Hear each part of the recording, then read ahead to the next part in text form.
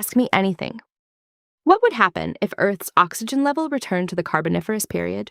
Not the temperature, not the dinosaurs, not the ancient forests, just the oxygen. Today, oxygen makes up about 21% of our atmosphere. But during parts of the Carboniferous period, oxygen may have risen much higher, possibly around 30 to 35%. At first, that sounds amazing. More oxygen means easier breathing, right? More energy, better performance, maybe even a healthier planet. But the truth is much stranger.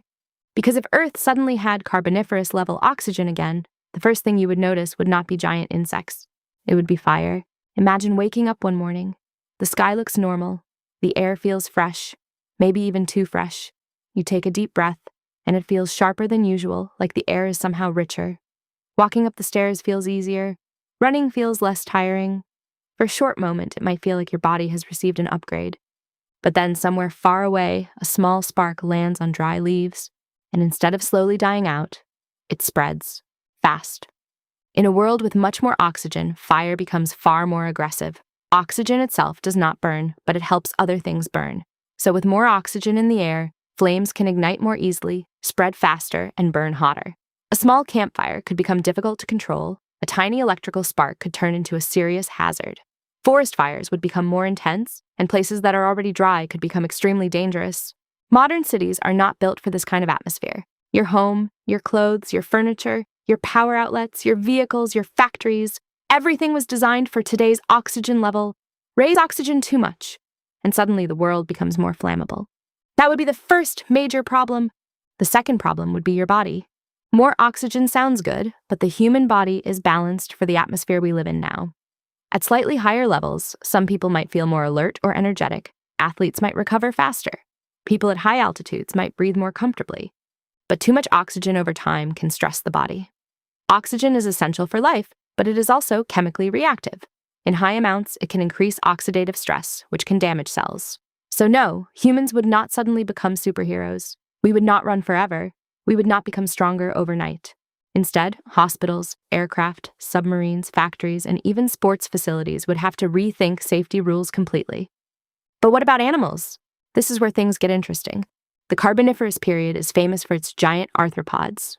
There were dragonfly-like insects with massive wingspans, huge millipede-like creatures, and forests filled with life that looked almost alien compared to today.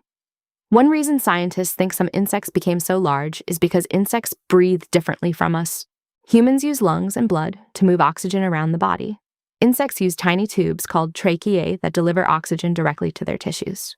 This system works well for small bodies, but it becomes less efficient as insects get bigger. So when oxygen levels are higher, insects may be able to grow larger than they normally could. So, would giant insects return? Not immediately. A cockroach would not wake up tomorrow the size of a dog. Evolution does not work that fast, but over many generations, insects and other small arthropods might face new possibilities. Some species could grow larger, others could become more active. Flying insects might perform better. Predators and prey would begin adapting to this new oxygen-rich world. But there is a catch.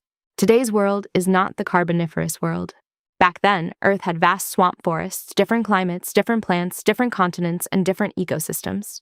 You cannot simply increase oxygen and expect the same ancient creatures to return. The oxygen would change the rules, but evolution would write a completely new story. And that story might not be comfortable for humans. Imagine mosquitoes becoming faster or more active. Imagine agricultural pests multiplying more successfully. Imagine invasive insects spreading into new regions. Even if they do not become gigantic, small changes in insect size, metabolism, and survival could affect food production, forests, and disease control. Now let's look at plants. During the Carboniferous period, giant swamp forests helped shape the atmosphere. Huge amounts of plant material were buried before they could fully decay. Over time, that buried carbon helped form coal, and this process played a role in allowing oxygen to build up in the atmosphere. If oxygen suddenly increased today, plants would not automatically become giant. Plant growth depends on many things: carbon dioxide, sunlight, water, nutrients, temperature, and competition. Oxygen alone does not make a forest explode into prehistoric size, but fire would change plant life dramatically. Forests in dry regions could burn more often. Grasslands might become more fire-prone. Some ecosystems that rely on occasional fire might adapt, but many others could be damaged. The planet might become greener in some places, but more burned and unstable in others. And then there is technology. This is the part people forget. A high oxygen world would be a nightmare for engineers. Factories would need new safety systems. Power plants would need stricter controls. Engines, batteries, chemical plants, laboratories, and fuel storage areas would all become more dangerous. Even materials considered safe today might behave differently when oxygen levels rise. Air travel would also become more complicated. Aircraft cabins, oxygen systems, and emergency procedures are designed around modern atmospheric conditions. Space agencies already treat oxygen concentration very carefully because oxygen-rich environments can make fire extremely dangerous. In other words, our entire industrial world would need a redesign. Now imagine the social reaction. At first, the internet would go crazy. People would post videos saying, "I can run longer now." Others would panic over sudden fires. Scientists would rush to measure the atmosphere. Governments would issue fire warnings. Schools might close in high-risk areas. Outdoor burning would be banned. Insurance companies would panic. Fire departments would become some of the most important workers on Earth. And then people would ask the biggest question: can we survive this? The answer is yes. Probably. Humans are adaptable. We would create new rules, new materials, new fireproof designs, and new safety systems. Cities might become less dependent on flammable materials.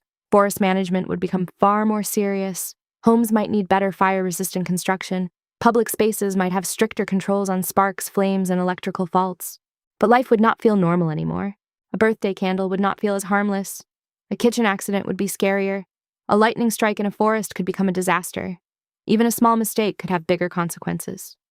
The strange thing is that oxygen feels invisible. You cannot see it, you cannot hold it, you do not usually think about it. But change the amount of oxygen in the air, and the entire planet changes.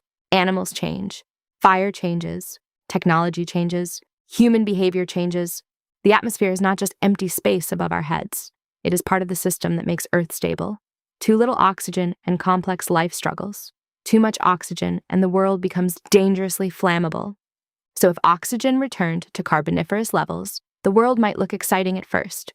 Cleaner air, stronger breathing, maybe one day bigger insects and stranger ecosystems. But the real story would be this: Earth would become a planet where life has more fuel, and fire has more power. So the next time you take a normal breath, remember this: the air around you is not just keeping you alive, it is also keeping the world in balance. And if that balance changes, even by a few %, Earth can become a completely different planet. Thanks for watching Ask Me Anything. Don't forget to like and subscribe, and leave your questions or topic ideas in the comments. I'll randomly pick one to answer in a future video.